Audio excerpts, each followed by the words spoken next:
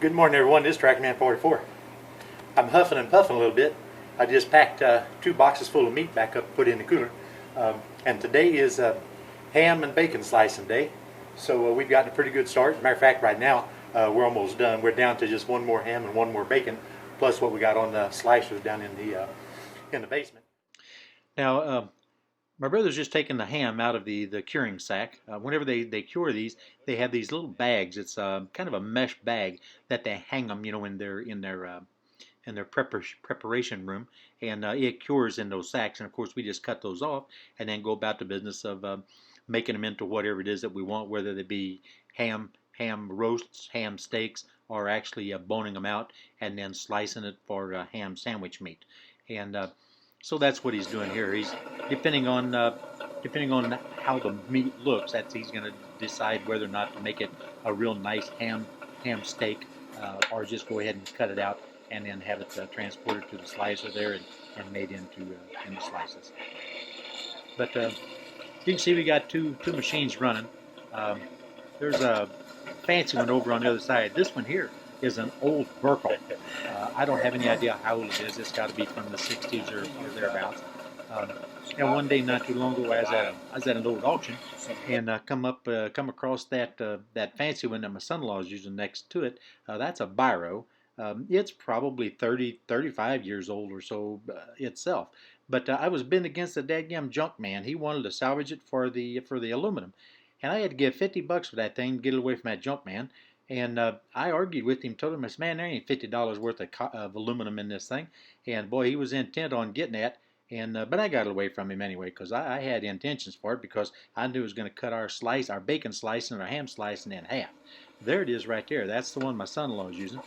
I took that blade up to St. Louis and had it sharpened a couple of 3 years ago or so, and it does a pretty good job. But it's hard to beat that old heavy Burkle over there. It takes 2 guys to move that thing around. This aluminum, when you can just throw it on your shoulder and just go wherever you want.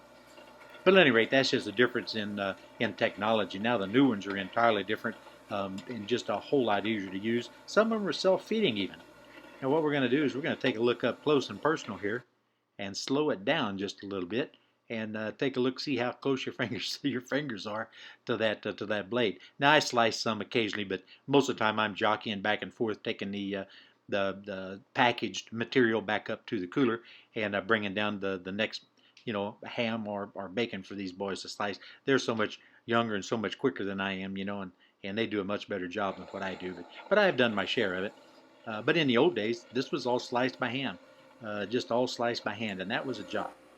Now we're preparing 12 slabs of bacon today, and you can imagine the amount of time it would take doing that all by hand.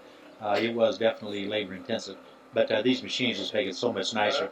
Now my brother's had this old Burkle now he's probably had it for at least 30 years or so, and then like I said, that one there, the fresh new one over here, it's just been added just a few years back.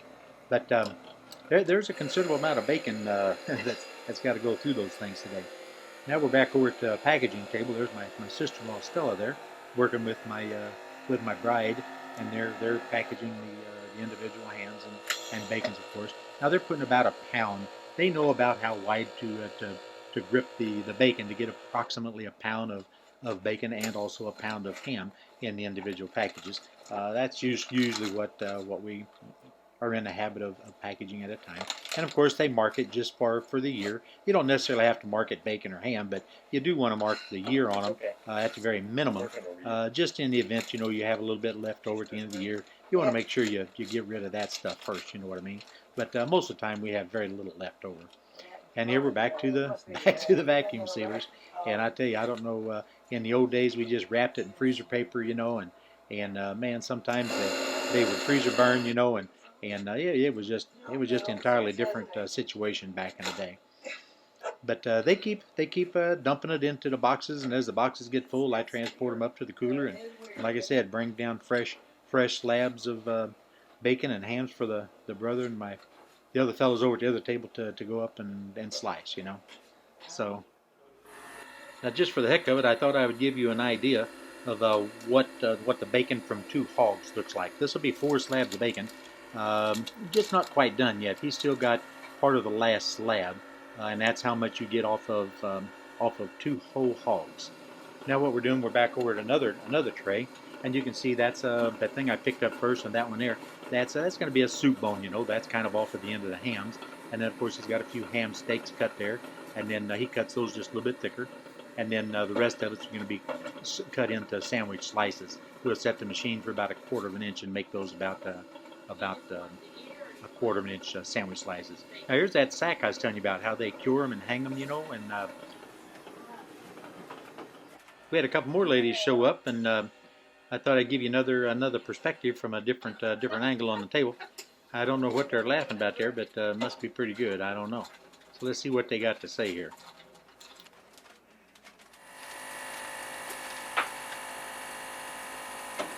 What perfect? There you go. How beautiful that is. Absolutely wonderful. It'll fry up beautifully. Lovely. All I can say is they're doing a wonderful job, anything they do, something I don't have to do. Of course, I don't do hardly anything on packaging anyway, So at any rate, I commend them. They're doing a good job. I took a run back up to the cooler and took a look. Now that table was originally this morning, it was completely full of bacon. Looky there, we're down to 3 already. But at any rate, yeah, we're just about done. Hope you enjoy the bacon and the ham slicing. Like I say, they're cured professionally by these guys, down here a little bit below us. And man, I've been nibbling on them already, and man, some of that ham is just absolutely to die for. Absolutely wonderful. As you can see, things are clicking pretty good for us this morning. We just got about the right amount of help. We got the 2 slicers.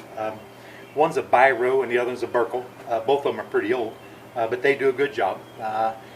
We have a place in St. Louis that specializes in sharpening those circular blades. It costs about $30 to have the blade sharpened, but it's well worth it, because it's the difference between a good cut and a bad cut. There's nothing worse than trying to slice bacon as it warms a little bit, and trying to slice it with a dull blade. But the ladies are doing a fantastic job, and we're just tickled to death that everybody's here, and it just happened really, really quick. And we got all the bacons, all the hams essentially done. So we beat this one to death. This is Tractor Man 44, and I am out of here.